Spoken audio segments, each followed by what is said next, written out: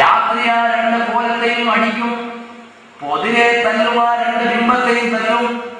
എന്താണ് ആ ബിംബത്തോട് പറയുന്നത്?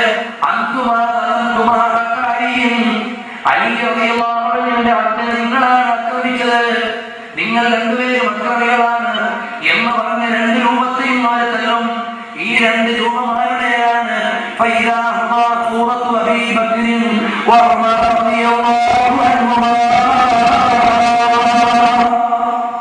ഒരു രൂപത്തിനെയാകട്ടെ പേര് സിദ്ദീഖുൽ മറ്റേ രൂപത്തിനെയാകട്ടെ പേര് ഉമറുൽ ഫാറൂഖ് എന്നാണ് റളിയല്ലാഹു അൻഹു.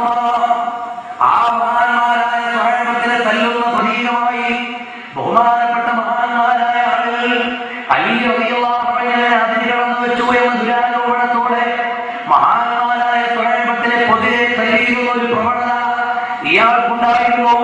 അതിന്റെ പരിധിയാണ് മോനെ മാതയൂദിയൻ വദുഫിനഫി മഖാബിൽ യഹൂദ്. അയാൾ യഹൂദികളുടെ മതമായി മറമാടപ്പെടാൻ അർഹതയുള്ള ആളായി മാറിയത് മഹാന്മാരായ സ്വഹാബത്തിനെ ചീത്ത വിളിച്ചതുകൊണ്ടാണ് എന്ന് മാത്രമല്ല, ഇവിടെ ഒരു കാര്യം നമ്മൾ മനസ്സിലാക്കണം. വിഷയത്തോട് ബന്ധമില്ല, പക്ഷേ ഇതിലേക്ക് കയറാൻ ഞാൻ നിർബന്ധിതനാണ്. എന്തുകൊണ്ടാണ്?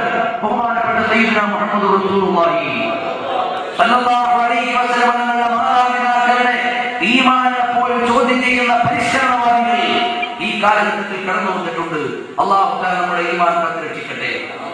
പരിശുദ്ധമായ ഖുർആനിന്റെയും വിശുദ്ധമായ ഹദീസിന്റെയും പരിശുദ്ധമായ ഇസ്ലാമിക ചരിത്രത്തിന്റെയും ഏകോപനമാണ് ആ രണ്ട് മഹാന്മാരായ ആളുകളും അബ്ദുല്ലാഹി റളിയല്ലാഹു അൻഹും ആമിന റളിയല്ലാഹു അൻഹയും സ്വർഗ്ഗത്തിന്റെ അഹ്ലുകാരാണ്, അവർ മുഅ്മിനീങ്ങളാണ് എന്നത് ഇസ്ലാമിക ലോകത്തിന്റെ ഏകോപനമാണ്. അതിൽ തർക്കമേ ഇല്ല.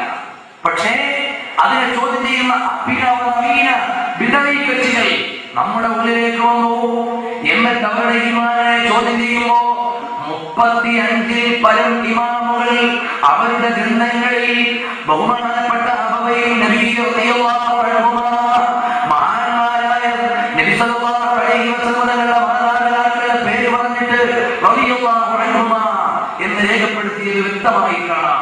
അതിൽ ഒരാളാണ് ആലുസി എന്ന് പറയുന്ന നവോത്ഥാന ചിന്താഗതിക്കാരുടെ ഒരു മുഫസ്സിറായ റൂഹുൽ മആനി എന്ന് പറയുന്ന വിശ്വപ്രസിദ്ധമായ ഖുർആൻ വ്യാഖ്യാനത്തിന്റെ രചയിതാവ് അദ്ദേഹത്തിന്റെ ഗ്രന്ഥത്തിൽ എഴുതി വെച്ചു റളിയല്ലാഹു അൻഹുമാ. അവർ രണ്ടുപേരും അല്ലാഹുവിന്റെ തൃപ്തിക്ക് പാത്രീഭവിച്ചവരാണ്.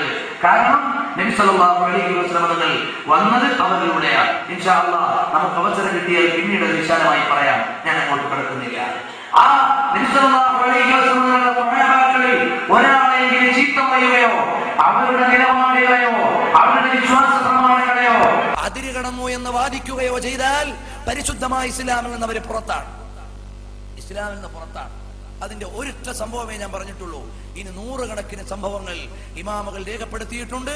സയ്യിദുനാ അബൂബക്കർ സിദ്ദീഖ് റളിയല്ലാഹു തആല അൻഹുവിനെ കുറ്റം പറഞ്ഞ ആളുകൾ, അവർക്ക് അല്ലാഹുവിന്റെ ഹബീബ് സല്ലല്ലാഹു അലൈഹി വസല്ലം കൊടുത്ത ശിക്ഷ ബഹുമാനപ്പെട്ട ദിയാഉദ്ദീൻ അൽ മഖ്ദിസി റളിയല്ലാഹു അൻഹു തന്നെ പറഞ്ഞിട്ടുണ്ട്.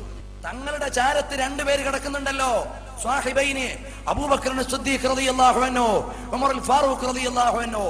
അവർ 2 പേരും അവിടെ ഇല്ലായിരുന്നെങ്കിൽ ഞാൻ എപ്പോഴും മദീനയിൽ ഉണ്ടാകുമായിരുന്നു എന്നൊന്ന് പറഞ്ഞേക്കണം മദീനയിൽ ചെന്ന്.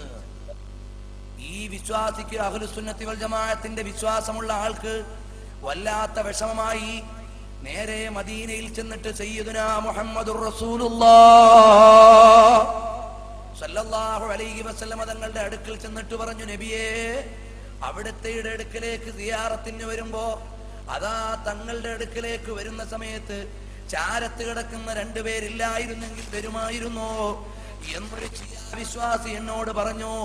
എനിക്ക് വിഷമമുണ്ട് നബിയേ. അങ്ങനെ സലാം പറഞ്ഞ് മദീനത്തെ പള്ളിയിൽ കിടന്നുറങ്ങുമ്പോ ഇത് വരുന്നു, സാഹിബു തർഫിൽ കഹീൽ വൽ ഖദ്ദിൽ അസീൽ വസ്സംസമി വസ്സൽസബീൽ മുഹമ്മദുർ റസൂലുള്ളാഹ് സല്ലല്ലാഹു അലൈഹി വസല്ലം തങ്ങൾ രാത്രി വന്നിട്ട് ഈ വിശ്വാസിയോട് പറയുന്ന, മോനെ, ഈ വെട്ടുകത്തിയുടെ തൂക്കമൊന്ന് പരിശോധിച്ചു നോക്കൂ, ഇത് എത്ര കിലോ ഉണ്ട്. ഞാൻ പിടിച്ചു നോക്കി ഇത് എത്ര കിലോ ഉണ്ട് എന്ന്. എനിക്കതിന്റെ തൂക്കം മനസ്സിലായി, ഇതിന്റെ അർത്ഥമൊന്നും എനിക്ക് മനസ്സിലായില്ല. ഏതായാലും കുറെ കാലം കഴിഞ്ഞ് സിയാറത്ത് കഴിഞ്ഞ് ഞാൻ നാട്ടിലേക്ക് എത്തുമ്പോഴോ അവിടുന്ന് ആളുകളെല്ലാം നിലവിളിക്കുന്നു, ഖുതില ഫുലാൻ വഖുതില ഫുലാൻ. ഒരാൾ കൊല്ലപ്പെട്ടു, കൊന്നതാരാണെന്നറിയില്ല, അടുത്ത ആയുധമുണ്ട്. ഞാൻ ചെന്നിട്ട് ചോദിച്ചു, എന്തേ സംഭവം വിശദമായി ചോദിച്ചു. കൊല്ലപ്പെട്ടത് ആരാണ്? അതെ, നിങ്ങൾക്ക് സലാം പറഞ്ഞു വിട്ട അയാളാണ്. എന്നാൽ ഞാനൊന്ന് നോക്കട്ടെ. ഞാൻ ചെന്നപ്പോൾ തൊട്ടടുത്തൊരു കത്തി കിടക്കുന്നു.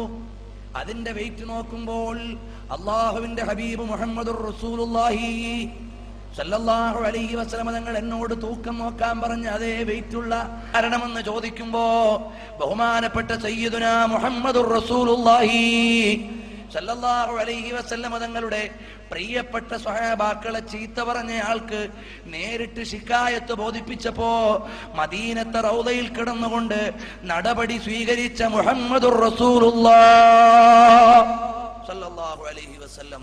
ഇതാണ് സ്വഹാബാക്കളുടെ സ്ഥാനം.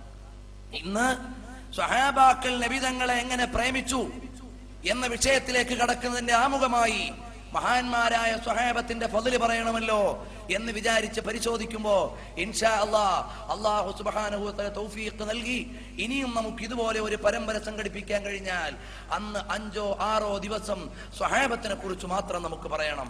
അല്ലാഹു തആല തൗഫീഖ് നൽകുമാറാകട്ടെ. അത്ര വിശാലമാണ് മഹാന്മാരായ സ്വഹാബത്തിൽ ഓരോരുത്തരെയും സയ്യിദുനാ മുഹമ്മദുർ റസൂലുള്ളാഹി സല്ലല്ലാഹു അലൈഹി വസല്ലം തങ്ങൾ സ്വീകരിച്ച ശൈലി ഇബ്രാഹിം മുല്ല ഖാത്തിറിനെ പോലെ വിശ്വപ്രസിദ്ധരായ പണ്ഡിതന്മാർ സ്വതന്ത്രമായ അധ്യായങ്ങൾ രചിച്ച് നമ്മളോട് പഠിപ്പിച്ചു തന്നിട്ടുണ്ട്.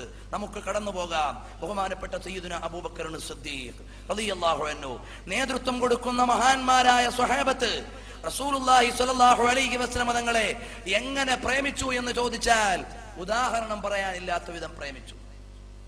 ഉദാഹരണം പറയാനില്ല.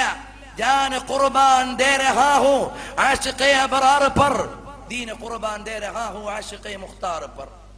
അല്ലയോ ഹബീബായ നബിയെ, അവിടത്തേക്ക് വേണ്ടി ജീവനും ആദർശവും ഞാനിതാ പണയം വെച്ചിരിക്കുന്നു എന്ന് പറഞ്ഞ നേതാവായ ബഹുമാനപ്പെട്ട സയ്യിദുനാ അബൂബക്കർ സിദ്ദീഖ് റളിയല്ലാഹു തആല അൻഹു തിരുനബി സല്ലല്ലാഹു അലൈഹി വസല്ലം തങ്ങളോടൊപ്പം സൗറിൽ വിശുദ്ധമായ മദീനയിലേക്കുള്ള വഴിയിരിക്കുമ്പോ നബി തങ്ങളോട് പറയുന്നു, നബിയേ